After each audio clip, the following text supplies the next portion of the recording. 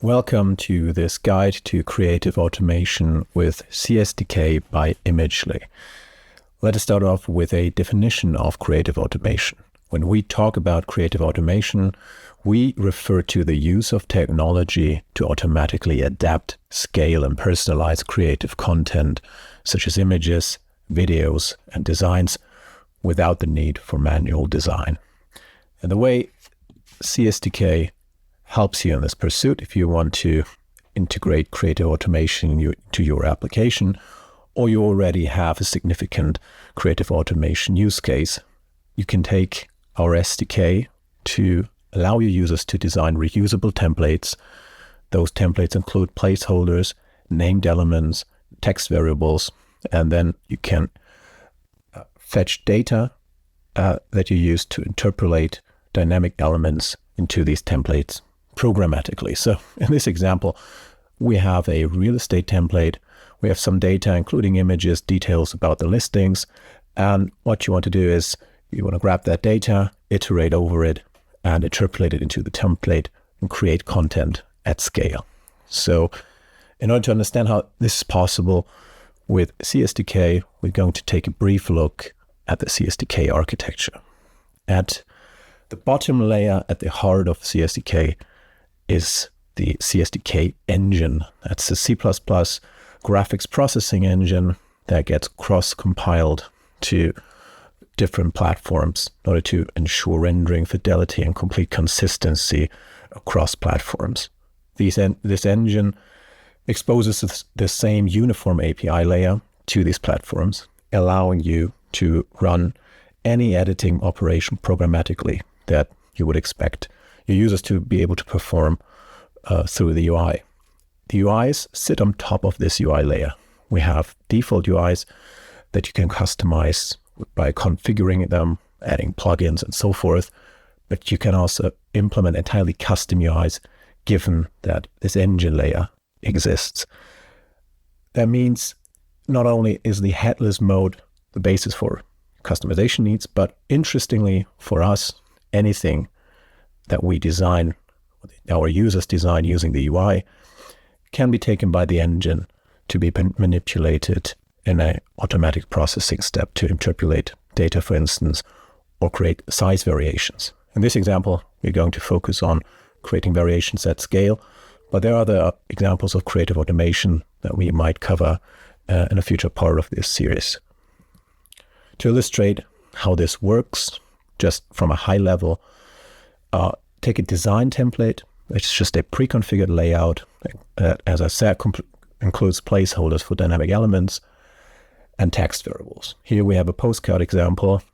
Imagine a simple layout with some text that includes variables, and we have some data that we want to use in order to create instances of this postcard. So in order to create variations, you can take the data, iterate over it, tell the engine, set this string inside the text, and voila, we get a postcard.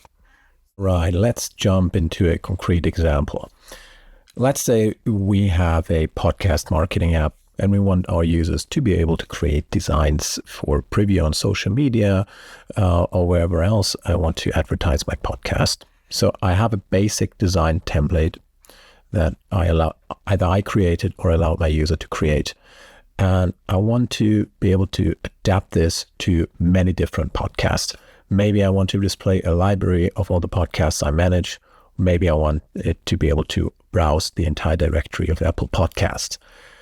So what I can do here is define placeholder elements. I want to say, this is the podcast logo. I click on it and I define it to be a placeholder. Since this is most likely not going to be adapted by a user, but we're going to handle it programmatically, we don't have to be super restrictive about what a user can do here. What is more important is to give this block a name. Here is the podcast cover, so that we can refer to it later when we swap out this logo programmatically. Then I have two text variables here in this text. One is a message and one is the podcast name. Importantly, this is just text. I can go in here and I delete this variable as a whole. If I want to add it back in, I add my curly braces, and I just input message. And then it's automatically being recognized by the engine as a variable that can be manipulated programmatically. All right, this is our template. This is what either we or user created. Now let's have a look at what we can do with this template. So to that end, we head over to the Imagely website. It's the home page. We go to our demos. We're interested in creative automation, and we recognize the podcast example. Okay, first off, we need a data source. Down here, we have the template that we just created, and now we need to fill it with data. Let's see how that works. Gonna search for my favorite podcast on here, Planet Money, oldie but goldie. And as I see, I select it, I fetch the data from the API, and I interpolate it into the template. The logo I previously defined here is being swapped out, as well as some text. The text here I can add through a form. It's another layer of creative automation, is these form-based adoption. So I don't actually care where my data comes from, whether it's from the description of Apple Podcast or something overwritten through a form by the user. So I can put in here, catch some Planet Money, and it updates the template.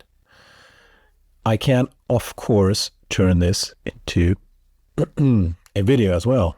It's not only a design template, we also created a video template with some basic animations.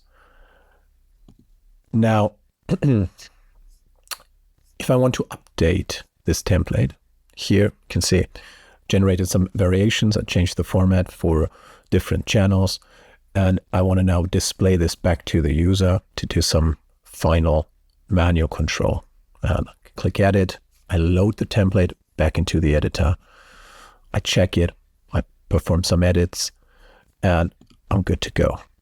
Simple enough to understand. Let's have a quick look at the code and at the engine APIs that make this example possible. I will include links to all these resources in the description for your reference, but you can also find them inside of this demo. On the right-hand side, you have links to useful resources, such as the GitHub repository that contains all of our example code, like you can run on your own machine, like you can use as a jumping off point for your own integration. There's a supremely useful resource. I'll be sure to include it. But let's have a look at the code in StackBlitz. I am here inside of the customization section. This is this part up here where the user enters data and the template gets updated. And the fill template function is where everything happens. It's called inside of a use effect hook. This is a React implementation. This should not bother us, and it's not important. What is important is that we pass in an engine instance here. And on the engine instance, we call block, which gives us a block. This is the essential building unit of elements within our CE.SDK scene. Blocks have a fill, so that's basically what the block contains, and this can be objects of any type.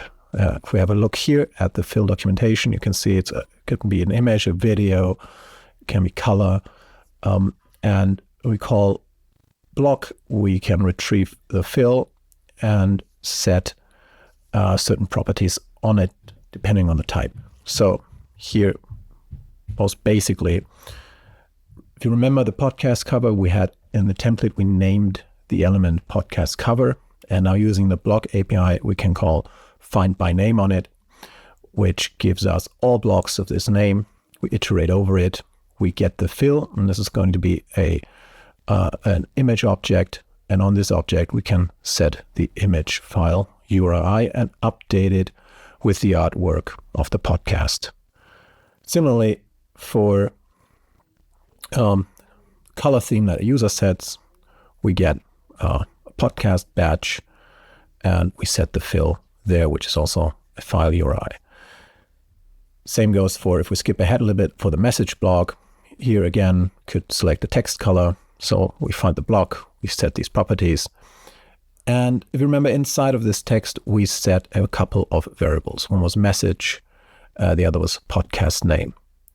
And using the engine's variable API, we can really simply set a value, a text value for these keys that we define in the text. So we just call set string on it, pass the key, pass the message, and this updates the template.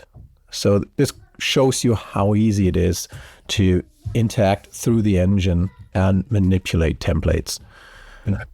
As I said, I will include everything we took a look at in the description. You can check out the code, can run it. If you have any questions, reach out to us, and happy hacking.